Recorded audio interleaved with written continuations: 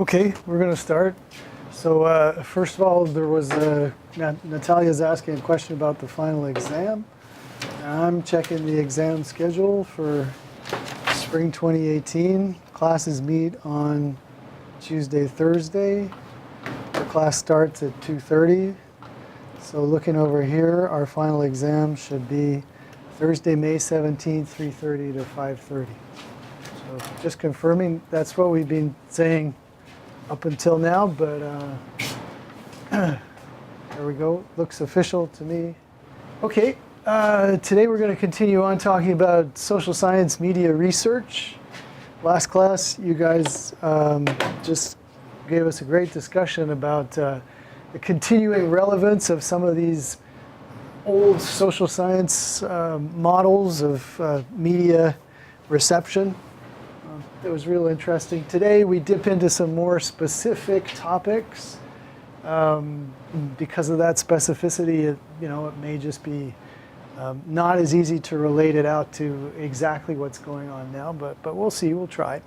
And before we get there, I have to remind you that the last big piece of work is due next Tuesday, which is research paper number 2. There are a number of topics that we've already looked at. Remember, you have to pick one of these topics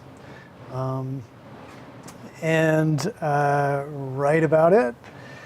Let's just pull up. There are also, of course, guidelines to all of this. The thing to point out is this is worth 100 points out of 500, so it's worth 20% of your grade. So you really must get something in. It would be terrible to not submit anything and get 0. Even if it's not exactly as you would like it to be, definitely do get something in. So the paper should be between 4 and 6 pages in length. So, hey Tom, glad you made it in. Come have a seat. Thank you very much. So 4 to 6 pages. This is due next Tuesday. And again, the same types of requirements. You are taking one of those assigned topics, writing about it, and citing something in the textbook to, that is relevant to it. The chapters we can talk about. Ron? I was wondering, because I'm tackling the third subject, how far back do I have to go? It's not necessary to go back to the very beginnings, but what we're really looking for is, major changes in format or ownership or something like that. You're writing the biography of a local radio station. Is that the one you're working on? No, okay. Children's programming. Children's programming, so that's the last one. Yeah, I would count that out to the 5th. So you're free to pick whichever children's programs you are interested in talking about. Good, because I'm not really ready to watch Doodle Bobs. No, understood. I'm 27 years old. No, there's no requirement for historical scope here. Yeah. So let's look into that because I didn't have a chance to really present it completely. So the last of the possible topics that you could write about is regarding children's programming. And the concept which we'll come to today in our PowerPoint lecture, the concept of pro-social programming, simply meaning, it's the opposite of antisocial. So, when we say someone is antisocial, we mean they're not, a socially nice person. They're not promoting good social interactions and such. Pro-social programming is that which helps socialize kids, basically, and make them, more competent people to deal with. Now, a lot of focus on children's programming has condemned it for being overly commercial and materialistic, for presenting too much violence, too much, discord, and not promoting enough convincing pro-social behavior. This prompt invites you to argue against that idea and find within certain programs either pro-social messages in terms of those that promote getting along better, or other positive values that could come through the media, like learning something. And I guess another assumption that people would make is that type of messaging only comes on your public television channels and stuff, you know, where Caillou is going to teach you how to be a good kid or something.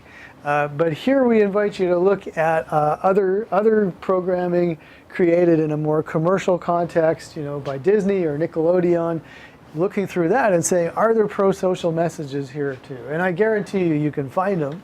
Although, you know, we're not asking you to do a comprehensive analysis where you count up the number of fistfights the kids have versus the number of times they, you know, work it out. That would be what we call content analysis.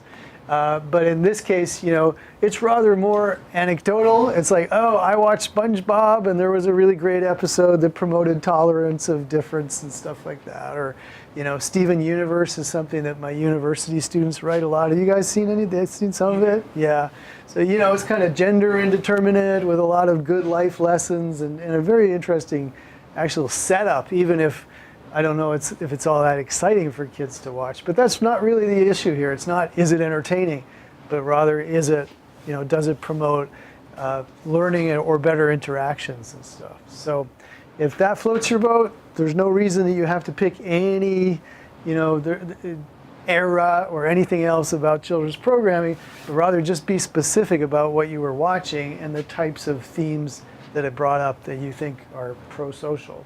And here, you know, because I ask you to cite the textbook, look up pro-social and just, you know, it's a perfect opportunity just to define it and sort of do your homework that way. And so that would be a fun one, I think.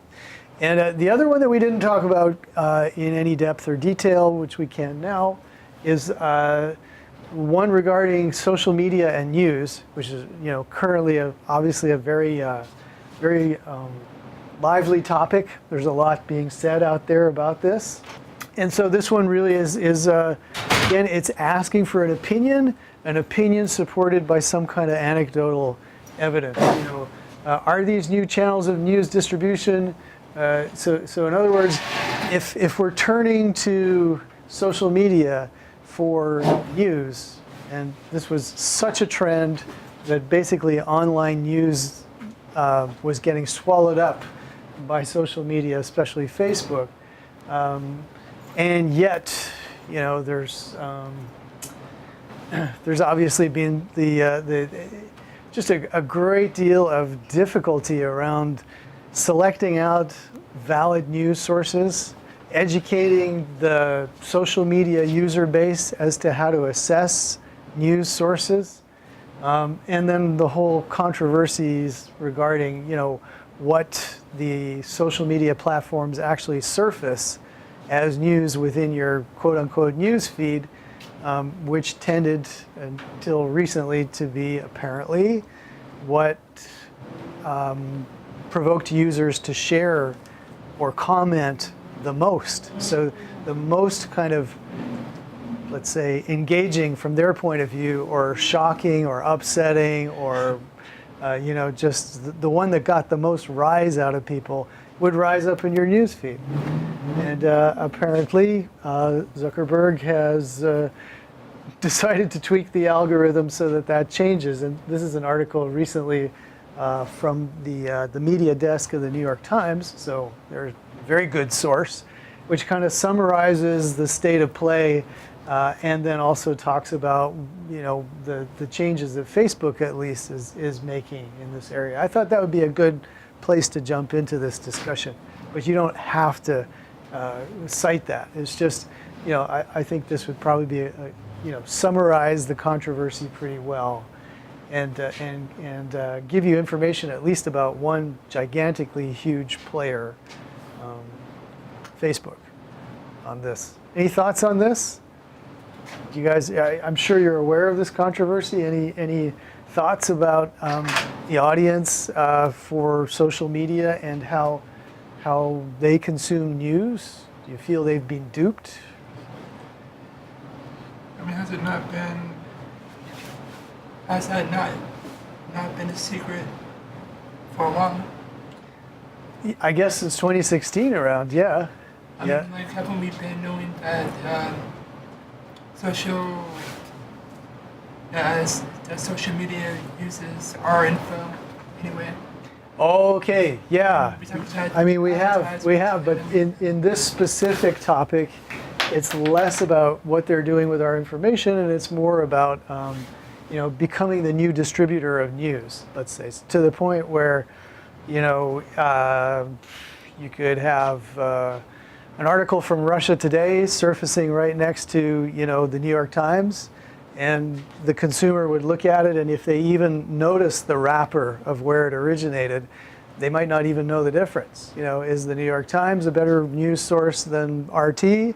Who knows? And yet RT is, funded by the Russian government with a questionable kind of editorial objectivity. The New York Times, privately funded, and perhaps I'm exposing my own bias, but I'd say a little bit more objective, perhaps. Some people would argue with that, and I'm happy that they argue with that, because that's a kind of, they're using their critical faculties, which I think we should. But so there's the idea that when news gets divorced from its originating site and just all mixed into your news feed, and then it becomes like, oh, here's one thing, here's another thing. Did you hear about this? Did you hear about that? And people are, the research shows that they share without even reading often. It's just the headline seems provocative enough that they'll share it like that. And so, that's not everybody, but it's some people, And so at that point, where this all sort of really struck a sore nerve, I guess, was with all the, the quote-unquote fake news. Trump has kind of 1984'd that whole thing and turned it upside down. But, the fake news around the election and the various, little scandals that go up and down there. So it's a huge topic. I, personally, if I was tired and looking to get through this, I might not pick that one. But if you feel strongly about it, it's a great topic as well.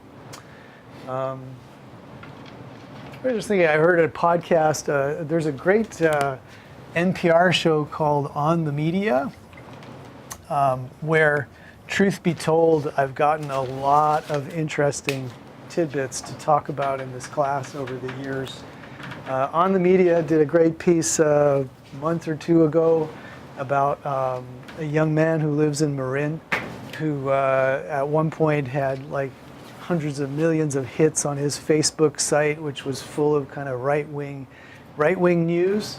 But in order to kind of push the profitability of it, this is all an interview with him. I mean, they eventually dropped all kind of editorial standards and would just put up anything that seemed to have a potential to move, And he was discussing the changes made at Facebook and how that's destroyed his business. And his latest project is a left-wing site. So he has no political allegiance at all. He's just looking for the content which is going to get the most kinds of clicks and stuff. So it's obvious that now that there's kind of a right-wing ascendancy, he's going to put up a lot of left-wing stuff. So it was an interesting documentary there that if anyone's interested, just email me and I'll send you the link to it. On the Media in general is a great source of discussion for these things. So any questions about this essay due for next Tuesday?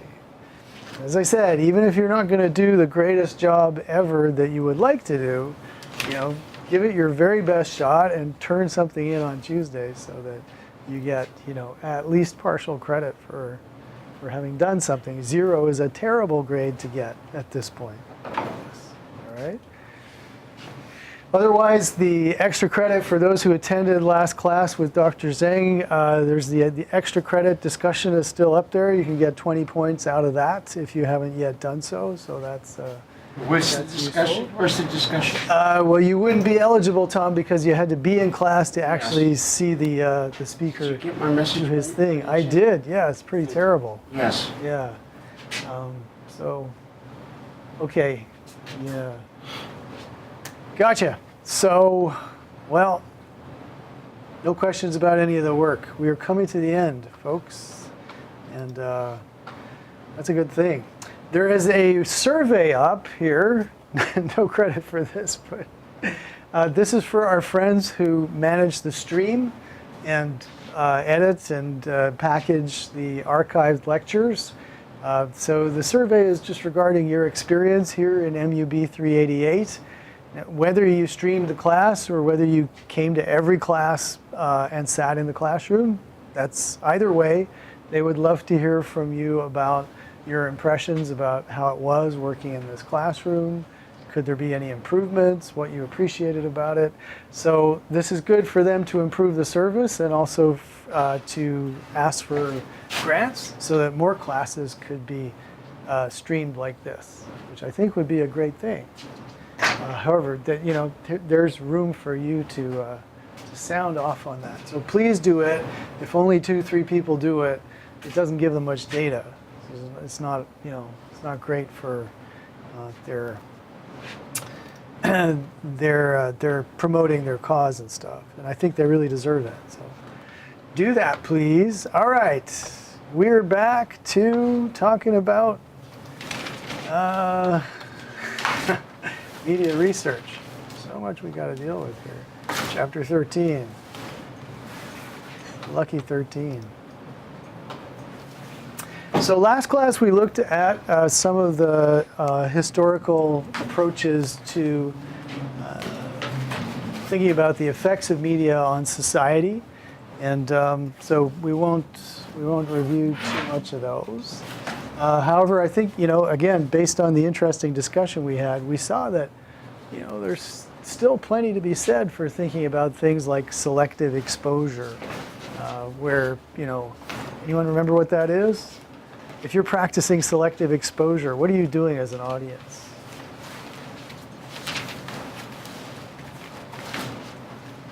Take Fox News as an example. Fox News comes on and you're a liberal. If you don't watch it, selective exposure, right? You're basically you have a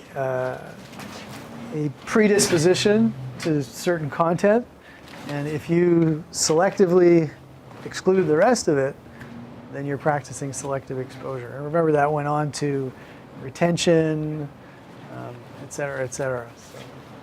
So, okay, but let's jump into, this is all being conducted with the methods and procedures of social science research, which is not exactly as rigorous as hard science can be, where you might construct an experiment which was repeatable, and that any researcher could take 2 objects and drop them and time their fall and come up again with the exact same results. Social science research is not as solid as that in terms of finding out causes and effects. But over the years they've tried to improve their methods as much as they can. And so there are different methods that are used. The survey research method, where basically you are passing out a questionnaire to gather people's behaviors, attitudes, beliefs, and opinions. And very often you'll do that before exposing them to some kind of media stimuli and then giving them the survey again and seeing how they respond. So that's one way of doing it. And surveys are very complex instruments now in our day and age. I have a media literacy book that I was looking into, very interesting. I'd say out of a 250-page book, about 80 pages are dedicated to the actual survey, printing the questions, discussing why they did it. So it's just like very complex, these surveys, with a lot of best practices to avoid manipulating the respondents, hopefully. Content analysis is another type of thing which is done. There was and probably still is a huge content analysis operation at Stanford, for instance, regarding news.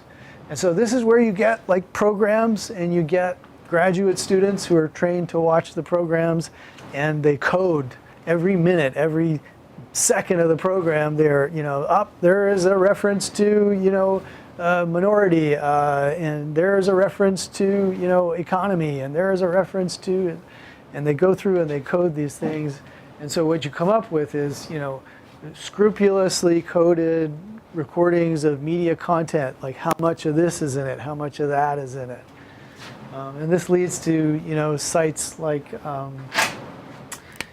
GLAAD, for instance, which specializes in the content analysis and basic quantifying the appearance of gay and lesbian and other sexualities on television. So they are rigorous. So decade after decade that we have this kind of data, we can talk about how much more we are seeing this subgroup of society on television. And so it's very important. And there are similar organizations that chart all sorts of other representational aspects of media through content analysis, song lyrics, websites, all these things. Now it's really labor intensive, and it requires specialized skills for coding. So a lot of this happens in graduate programs, and it can be tedious. So it's tough work to do. Lab experiments, and this would probably be more in the psychology of media. And so one could set up a group and show them stuff, and then set up another group and show them on a monitor that's 4 times bigger with brighter light or more sound. And you could measure things based on responses, whether it's what's going on somebody's skin, which is sometimes an indication of what their emotional responses are. So this is as close as this type of research gets to a kind of harder science approach that you might find in psychology.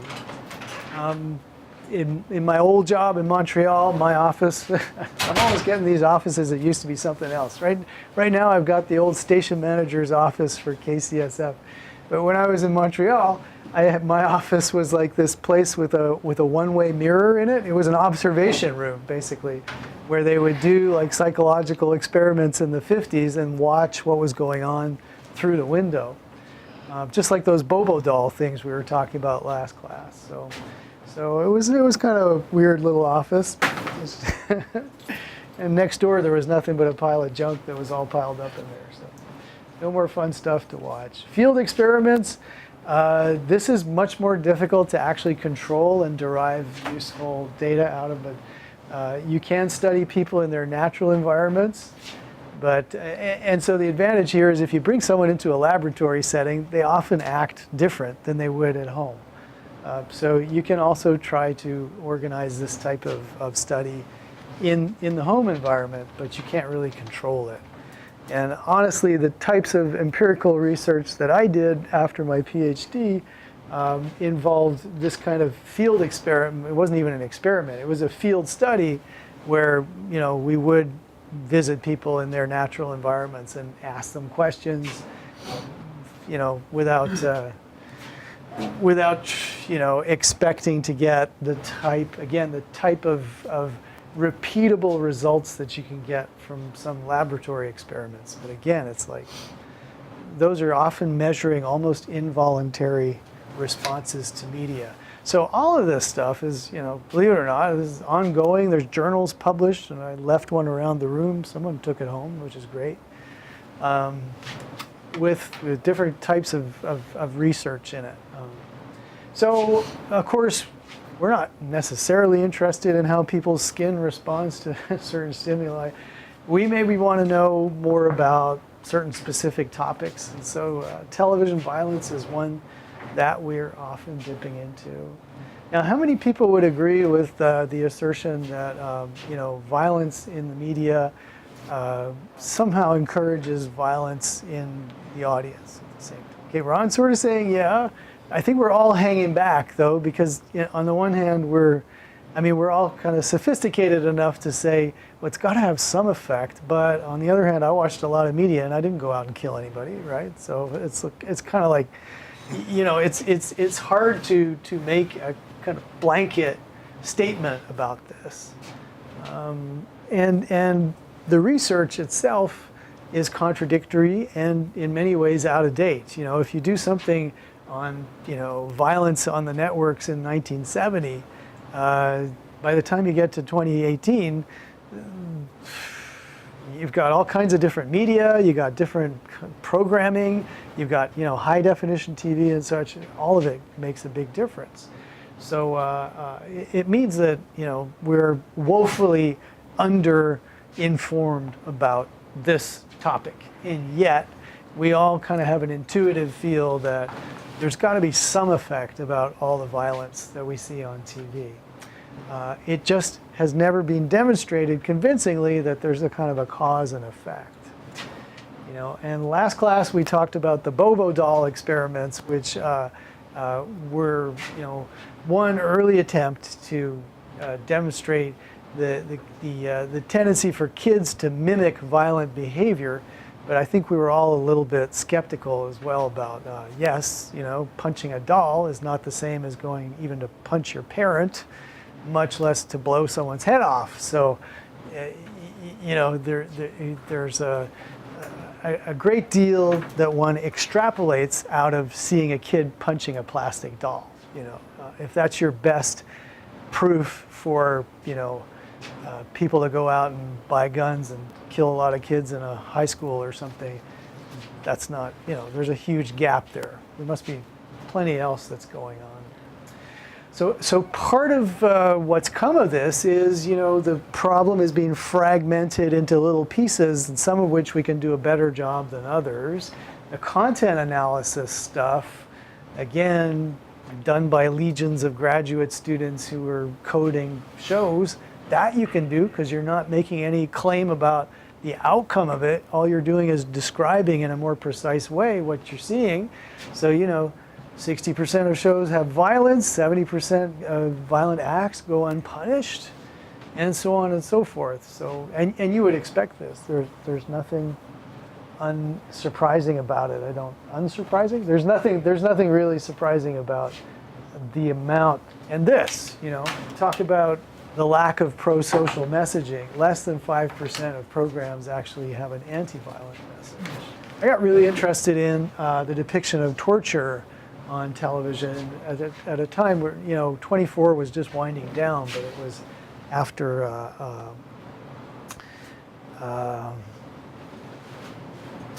you know, it was after the Gulf War and the torturing that went on, and you know, it was just a controversy. The film Zero Dark 30 came out just sort of around the peak of it. Did anyone see that film? It's a pretty good film. I mean, it's you know, the search for Osama bin Laden, fictionalized, but it took a lot of criticism because of you know, an implication that some of the information came through torture. So it was an interesting little case study on this. So there's a lot of counting, swear words, kind of verbal aggression, and fictionalized, you know, crime and such. But there has not been, as yet, any way to kind of connect that to a behavioral outcome, which is what I guess we would regard as, you know, really significant research. So I have a video here just that discusses this a little bit, and some of the research. It's kind of parent-oriented, but it's reasonably.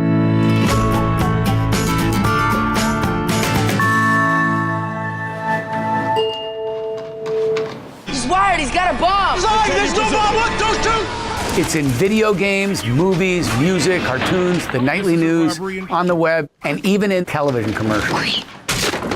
Violence is literally everywhere in our media today, and it's becoming harder to avoid in our society. Today, with the explosion of technology and the 24/7 media access that comes along with it, the question more than ever is, what's the actual impact, especially on our kids? There will be more droids. The short answer is, We know it's a real issue for our kids and teens, but we don't know the exact impact. Research on the amount and impact of violence in media is woefully out of date and incomplete. What we do know from the existing research is that media violence is pervasive. Past studies estimate that about 90% of movies, 68% of video games, 60% of TV shows, and 15% of all music videos include some depictions of violence. And kids are exposed to a whole lot of it. In fact, a recent study found that kids as young as 8 are spending nearly 7.5 hours per day with media, and it's sure more time than they spend with their families or in school. While experts agree that no one single factor can cause a nonviolent person to act aggressively, heavy exposure to violent media can definitely be a risk factor for violent behavior. Children who are exposed to multiple risk factors, including aggression and conflict at home, are the most likely to behave aggressively. He's out of his mind. I'm a clown? Yeah. I will smash his head. You're gonna hurt him, man. So how can you as a parent manage media violence in your own kids' lives? First, make the right choices. Choose media that is appropriate for your kids' age and temperament. For little ones, it's best to avoid shows, movies, and games that include aggression and violence. Kids under 7 can't actually distinguish between fact and fantasy, so they'll process a made-up situation the same way they would a real one. Second, limit their exposure. Keep track of what they're watching and playing. As kids get older and as they move between multiple screens, their exposure to media violence can add up very quickly. So your best bet is to set clear time limits and then actively track and manage all the ways that your kids are exposed to media violence. Finally, find those teachable moments. The reality is that you can't control everything that your kids are going to see and hear. When they are exposed to violent content, then take the time to talk with them about it. Discuss other ways that characters could have solved the problem without violence or aggression. The car was going too fast for the sensors to pick it up. The good news is that as parents, we can all make a choice to consistently expose our kids to media that reflects our own personal values and say no to the stuff that doesn't. Doing the right research about TV shows, movies, or games before your kids watch, play, and interact with them will go a long way in helping kids avoid the bad stuff and actually find the good stuff that's out there. For more tips and age-appropriate media choices, check out the Common Sense Media mobile app or visit us at commonsense.org. I'm Jim Steyer.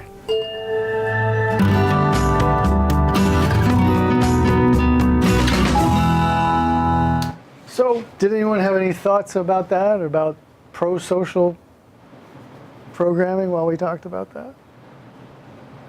I guess one thing that occurred to me way back when, or that I found interesting about this type of thing, is that when you see a parent becoming a mediator of whatever type of content, when they talk about teachable moments, what could be more of a cliche than that?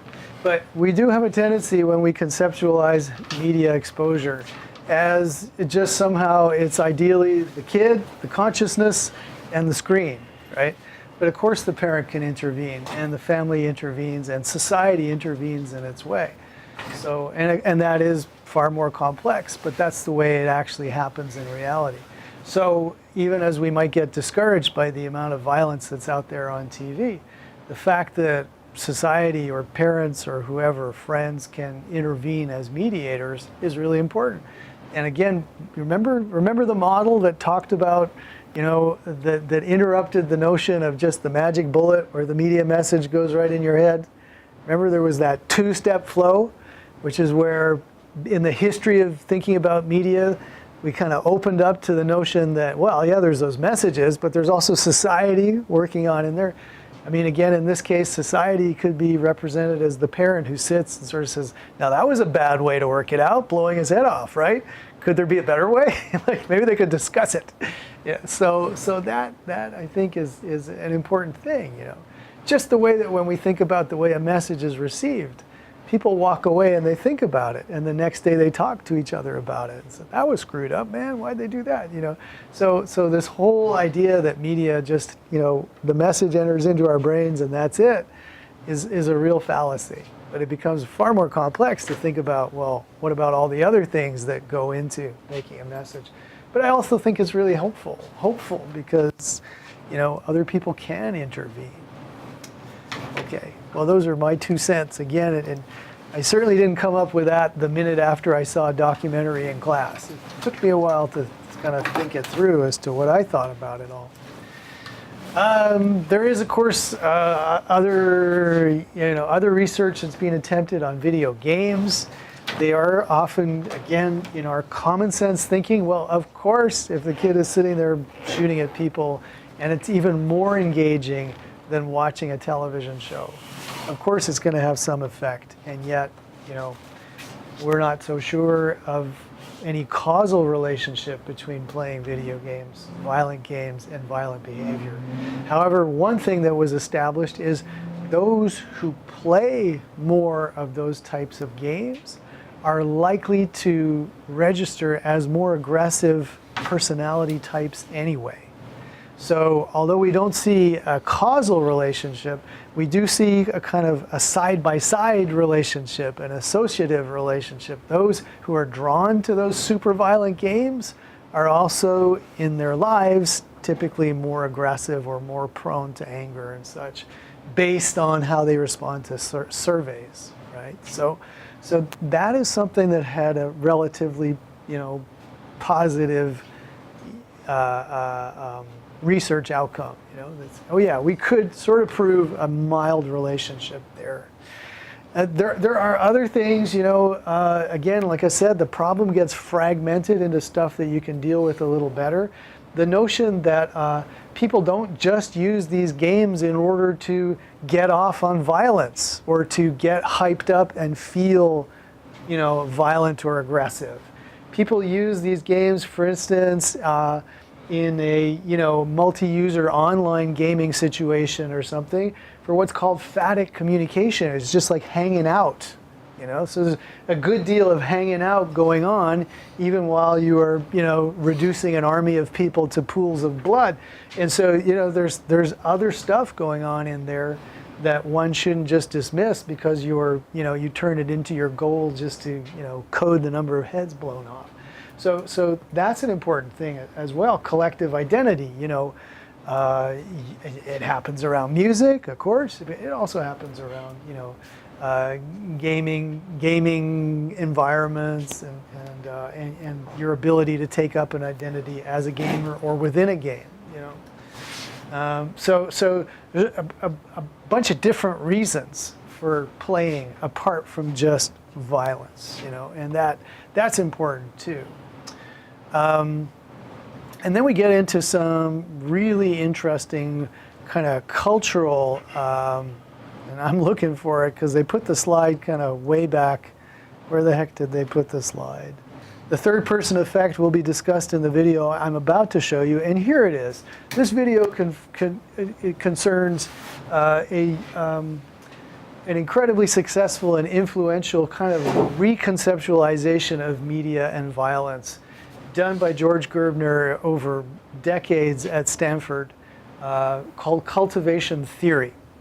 And the video I'll show you does a better job than I could do right now in explaining it. But once you see it, you'll see the very convincing way that Gerbner, again, he can't prove any kind of causal relationship between media violence and direct behavioral outcomes.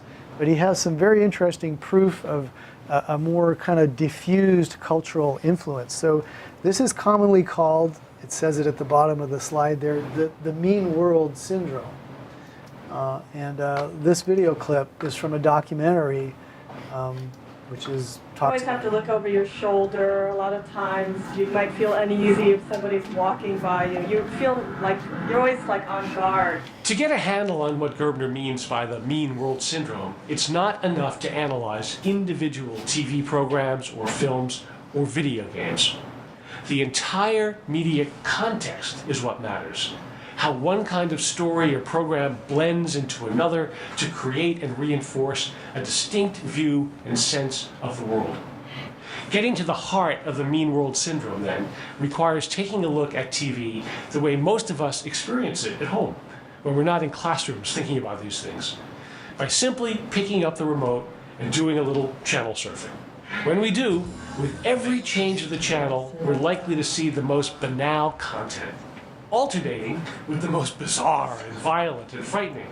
So that what would be shocking in our real lives, in the media world, comes to seem normal and mundane, reinforcing the sense that the world is a place of constant danger and threat.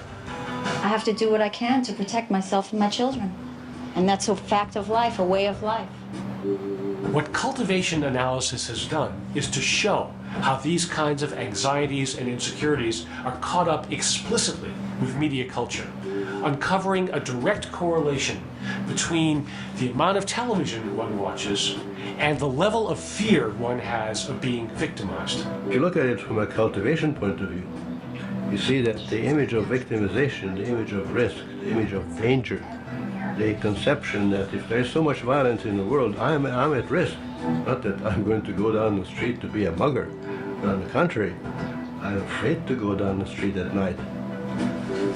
I'm afraid to go into the subways. I'm afraid of strangers. I try to cross the street when I see somebody that I think may be dangerous to me.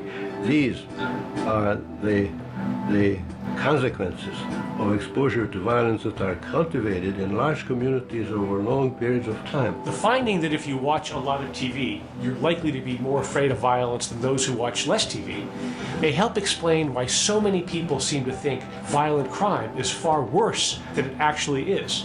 A widespread misperception that started to be noticed a decade ago when crime rates began to drop. Here is the reality. Violent crime per capita actually dropped slightly in the latest figures released by the Justice Department. Nationwide, murder was down 5%. But the perception continues to dominate reality, triggering a fear that is out of sync with statistics, a fear that no one and no place is safe anymore. And when you're always on guard, it's hard to let go of fear, no matter what the reality. And this classic example of the mean world syndrome continues today. In fact, since that ABC News report about falling crime rates, Justice Department figures show that violent crime has dropped an additional 43% to a remarkable 30-year low. Anderson, the FBI says violent crime dropped 2.5% in 2008. Now that includes an overall 4.4% decline in murders.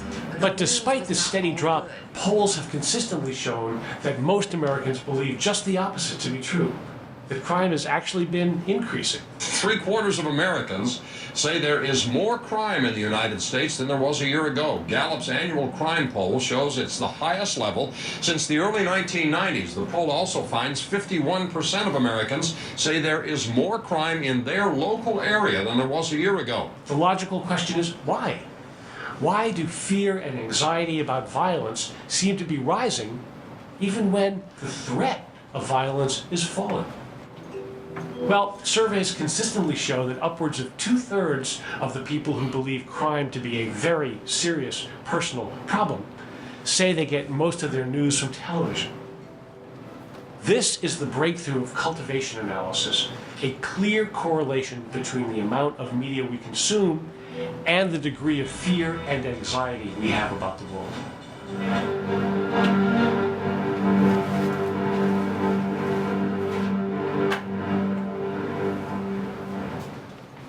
Okay, so what do you think about that? Do you know any people in your life who are more inclined to think that that the world is dangerous?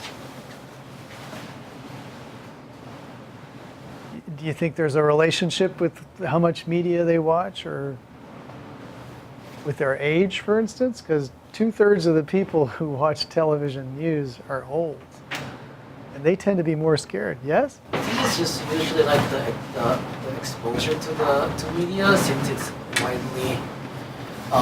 widely accessible by anyone. People are susceptible to information like that is accessible, so that's why they easily believe that there is crime that's happened, and it's the fear that is like within them that it may happen. Yeah, it's the information that is like narrowing their choices or their decision making. Yeah, I mean, I agree with you totally. I think of myself and what I know, and I know things, you know, that I experience around me. I know things that my friends or my family or my acquaintances tell me. And apart from that, further out, if you want, everything I know comes to me from the media, basically, whether it's like newspapers or television or billboards or my phone or whatever. Most of what I know comes from the media.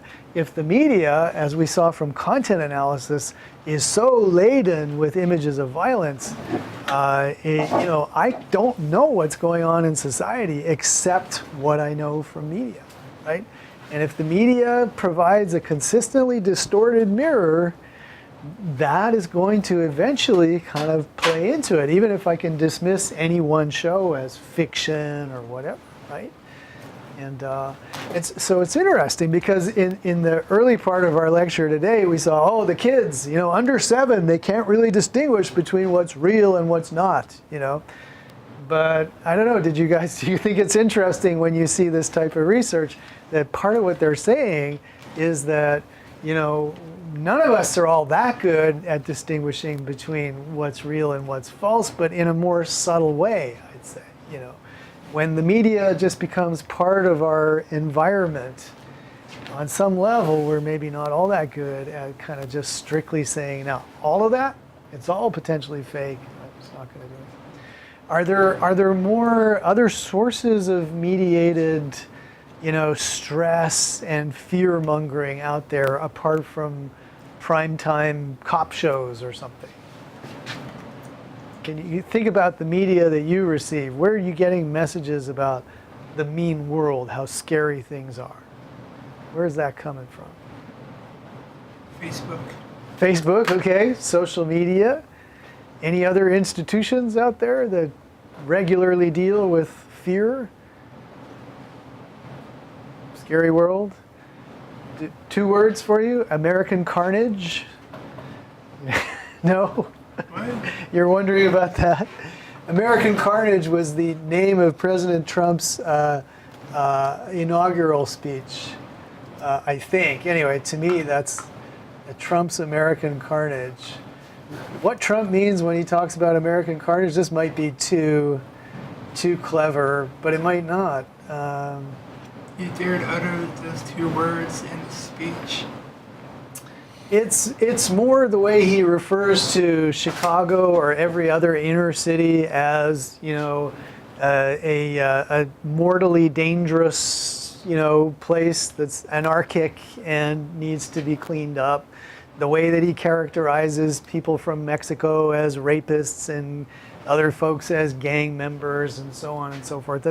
So it's not just the 2 words, but it's the thematic content, you know, which again may or may not. I mean, there are fact checkers. Probably this article actually does fact check, but you know, how dangerous is it? You know, just the way that George Gerbner brings in, you know, Department of Justice murder statistics and says, hey, it's been going down for 20 years, and people, when we survey them, they think it's getting more and more dangerous. So I don't want to pick on President Trump because I think the media in general exploits our, you know, quite natural alarm bells that go off regarding danger in our environment. You don't need to see the exam schedule either. But so that's just it. I mean, in fact, I do want to pick on President Trump, but you know, before that we had orange alerts. You know, it's like, you should always be afraid there's about to be a terrorist, you know, attack or something, and so on and so forth. Because it seems like people who are a little bit scared are more open to persuasion and suggestion than mild levels of fear seem to make people less critical. So that might be one interpretation as to why it's being done. However, this did come up quite a bit in response to that speech and to his general, you know, constant message that the world is terrible and he's gonna, you know, somehow clean it up for us, or, make it safe for us again, I guess. You to help us. What's that, Ron? How about you to help us, of all people? He'll be our moral compass in these hard times. Yeah. I'm not ready to take moral compass from a Cheeto. So here be the cognitive effects. Yeah, and so this is, to me, a very impressive bit of reasoning regarding what could be said about media and violence. It's not that it's going to inspire you to go out and mug someone, as Gerbner says. It's that when you go out, you'll be terrified that someone's going to mug you, because that's what you've been seeing all the time on TV. And it brings in racial profiling, and it brings in, also what they called earlier the third person effect, which is we think we are not as affected by violence as others are, but we may also think we are not as affected by violent messages as others are. So we might say, well, sure, that show never convinces me. I don't think that's real. But the overall cultural effect is much subtler and more pervasive than that. That's the point. So the third person is, hey, we're not going to get fooled, but in fact, we're all kind of living in a partly electronic environment, which is sending us a lot of messages of fear and such. Oh dear, oh dear, oh dear. A few other things, getting off the topic of violence, I guess. Internet addiction. So changes in our intellectual or knowledge-driven behaviors and such.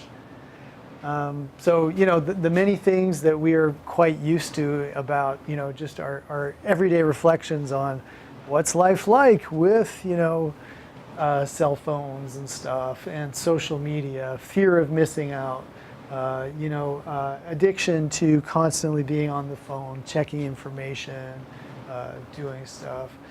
Fears about declining actual social interactions because so many people retreat and find something in mediated social reactions and stuff.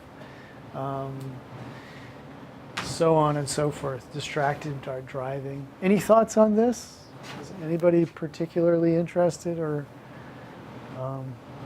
concerned about any of this? No? Okay.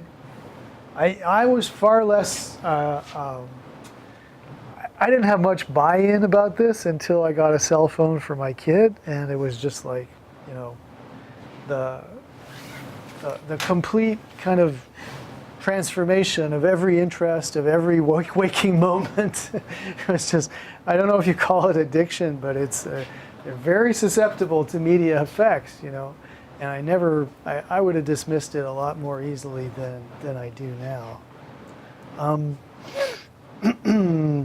I have a video about multitasking as well, which might be interesting at some point, but I don't know. I think it draws us into a few minutes of discussion, which may not be that interesting. Other kind of classic, still relevant social science concepts here, agenda setting.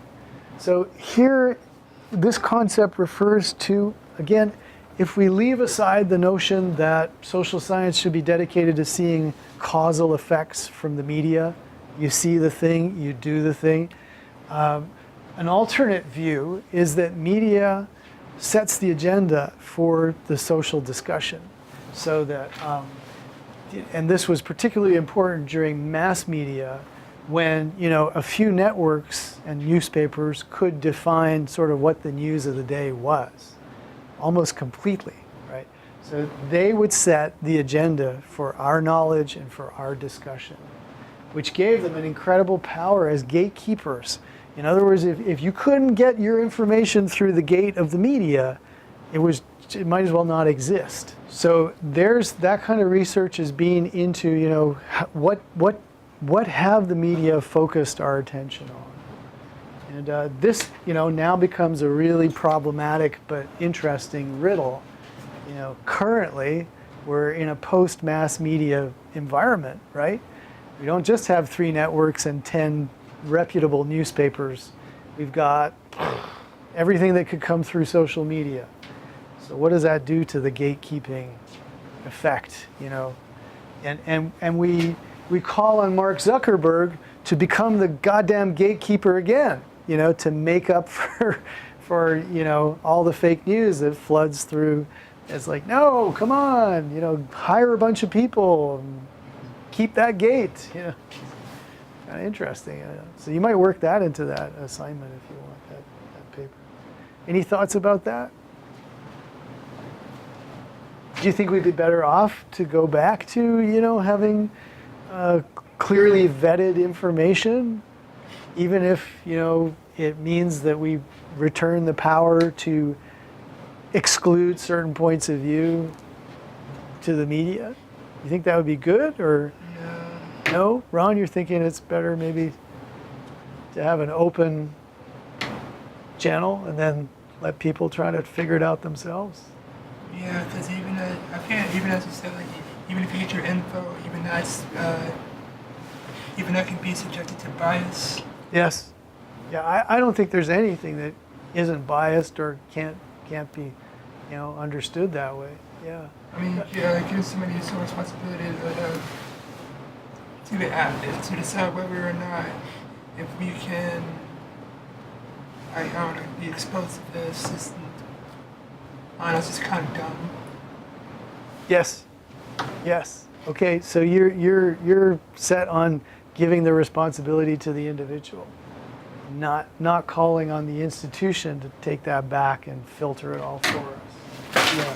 Any other? Do people agree with Ron or disagreements? Well, Ron, no one wants to debate you. I guess you speak for all of us on this topic.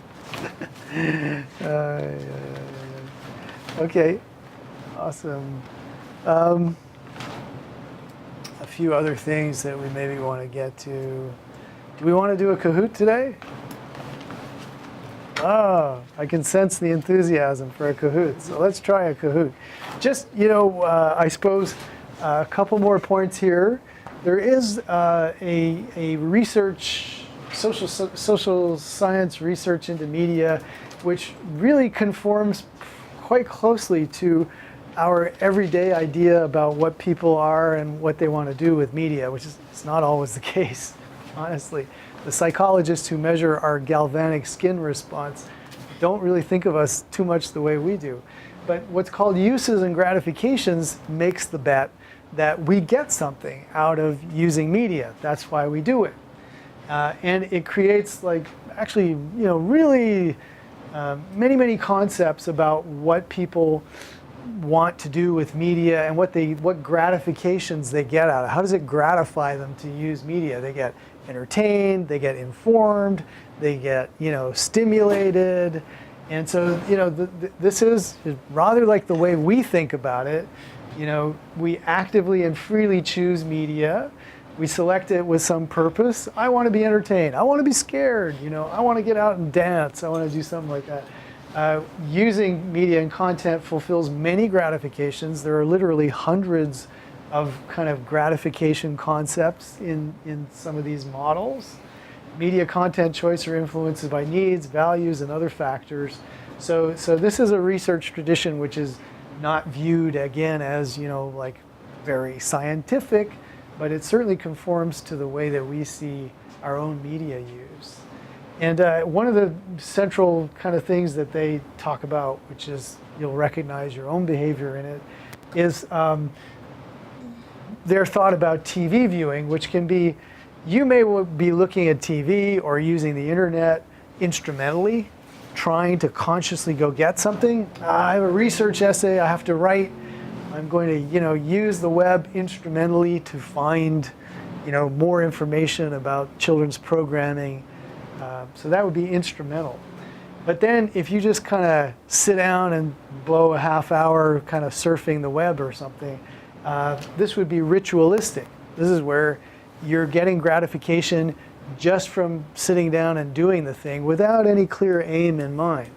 So it tries to account for both aspects of that. You know, it's kind of like watching a documentary about something important for school would be instrumental, and just sitting down every Friday night at 7:30 before you go out or something just to watch anything, that would be ritualistic, because you're just there for the ritual of sitting down and doing it. Okay, I think that's I think that's more than enough on a lot of this stuff, but it's let's try a Kahoot in our little bit of time left and see how many of these that we actually ran up. Well, the biggest misconception is people think they have a much larger capacity for simultaneous thought than they actually do. They think they're much better at multitasking than they are. There it is. I told you I'd spare you for the multitasking people. So. Their conclusion is that although we think we can multitask, we really can't. Didn't somebody say that it's better to focus on one thing and do one thing well than multiple Malcolm, things? could you send us the link of the last video you were playing? Well, it's up there on your canvas. Ah, it's already there. Oh yeah, okay. yeah. So it's a page that says. Actually, I agree a lot. But when cool. I tell that, people think that I'm crazy. Oh. Because people really think that they can be multitasking, and they sound very proud. Oh, okay. Thing to say, oh, I'm multitasking. Right. And I'm like, are you sure you do everything well? Well, they say women can multitask, but not men. Actually, the research is showing that it's... Because we think that we can manage everything just because of our nature. Uh-huh. But after thinking like that, I realize I can't. Okay. Well, interesting. Check it out, and maybe next class. I will. Okay. So, Kahoot time, just because I want to get these questions out in front of you and just make sure that we actually talked about everything we're supposed to talk about. 11 questions only on this. Yeah, that's good. Some believe the government should regulate media content. Others believe that viewers should what? True or false? I don't think that's answerable. Sorry, guys. What we were talking about with Ron. Okay, well, I believe that's true, isn't it? It's false. I don't know. True is the correct response. Okay, that sucks. That is not going on the exam, folks. Okay. Some content not intended for children may be broadcast without penalty during the safe harbor. Oh, I didn't prepare you for that. Well, let me tell you about that just for a sec. There has been some research connected to the effects of offensive language, profanity on kids and such, which led Congress to establish what they call a safe harbor time between 10 p.m. and 6 a.m. where offensive content could be shown. Never obscene content, but offensive content could be shown on network television. So it is true. And they call that safe harbor because the kids are asleep between 10 p.m. and 6 a.m. What that has to do with boats, I don't know, but they call it safe harbor. So it's basically the time when kids go to sleep, like adults, like Carno does Adult Swim. Okay, the Adult Swim is on. There you go. Pro-social media effects mean positive results like higher academic achievement coming out of television. That sounds pretty reasonable to me. Yeah, true. Oops. So that would be like Sesame Street. If it teaches you to spell early on, then that's pro-social. So that one is true. Pro-social, that would be one of the positive outcomes of watching television. All right. Question 4, obscenity restrictions in broadcasting are rooted in the Miller versus California court decision. God, we didn't even touch on that. Yes, that is true. So I can tell the next class I'm going to talk to you a little bit about content regulation and the FCC. However, regarding this question, you're not allowed to broadcast obscenity at any time. However, there are sort of lower standards of just foul language or seeing a butt or something, and that would be offensive but not obscene. And so you are allowed to broadcast offensive material after 10 p.m. And the definition of obscenity and the rules about it were nailed down during the Miller v. California case. We'll come back to it. I didn't think about it. Which of these is most closely related to Albert Bandura's Bobo doll experiments? Why were the Bobo dolls done? To talk about modeling behavior, to talk about uses and gratifications, to talk about offensive lyrics, or powerful effects. So which of those would kind of relate to kids acting out, reproducing what they said? Yeah, modeling behavior is the correct answer, okay? So the kid sees another kid punching a Bobo doll, and then afterwards you put him in a room with a Bobo doll, and he models the behavior that he saw by punching the Bobo doll. So that would be modeling behavior. Okay, which of these is most closely related to the belief that media have limited effects? So remember, there were strong effects and there were limited effects. So which of these? The two-step flow, which remember is the idea that, yeah, the media message is important, but what's also important is that it goes to opinion leaders who actually tell everybody that type of stuff. So that was the correct answer. The two-step flow is the most widely known and discussed limited effect. If this is all related to the textbook, but so that's the idea. Powerful effects would be the magic bullet theory or the hypodermic needle. It's like, oh, I got the message, right? The limited effect is, yeah, I got the message, but what was more important is that my friend said, hey, did you hear the same message? And then I talked to my friend, and after that, I was kind of convinced. Cultivation is an example of what type of media effect? So cultivation is George Gerbner's mean world syndrome. And I believe we kind of sort of said that it was one type of effect. It has to do with the way you see the world, not the way you behave in it, not the way you feel about it. Okay, you got it. Cognitive effect is correct. Yeah, so you'll remember this for the exam. Okay, which theory says that people who view a lot of television view the world as a mean place?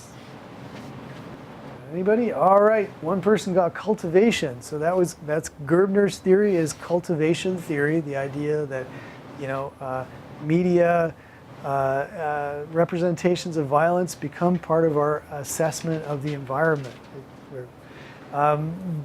We didn't mention this, of course, but there's old media theory based on Freud and others who said that if you just see someone getting their head blown off, it'll blow off steam. You'll experience catharsis. So that's a theory that we play video games or watch violent stuff in order to, kind of exercise our violent demons. And once we let it out, then we relax, and there's no evidence for it. Watching violent stuff doesn't make people relax and feel less aggressive. All right, question 9. The ability of news media to focus our attention and concerns on certain issues is known as? So remember, the mass media used to be able to shape our understanding and discussion of stuff. What was that called? Oh, pretty good. One person got agenda setting. We got a 50-50. So that is agenda setting, where they focus our discussion about certain things. They don't tell us what to think, but they tell us what to think about. Which perspective assumes that individuals select media and content with specific purposes? So this is the theory that kind of conforms to the way that we see ourselves and media. We use it for certain reasons. Yay! 100% right. Uses and gratifications theory. All right, exactly right. So it says that we have a reason for using media, and we search it out. Tendency to remember messages that have the most meaning for us is most closely associated with, okay, so it all has to do with the cognitive theories where we engage in selective something. So it has to do with remembering. This one is that research shows that we will best remember stuff that we agree with already. Yes, another 100%. Good job. I'm encouraged. Selective retention. had to do with this. But all of these are not distractors. These are all phenomena that, that have been researched and proven, you know, that depending on how you see stuff, you will remember it better. You will choose to avoid the stuff that you don't believe. When you actually are forced to watch something, you will have a better perception of stuff that you believe in already. And finally, you know, acceptance, you will, that's a distractor. That one's fake. The other three are real. All right, good enough. We will be reviewing all of this before the exam. So next Tuesday is going to be our big review day. And then the exam itself is on May the 17th. It's in chat. I dumped it in there. Yeah, so there it is. Thursday, May the 17th from 3:30 to 5:30, we actually have that exam. Okay, thanks guys. See you on Thursday.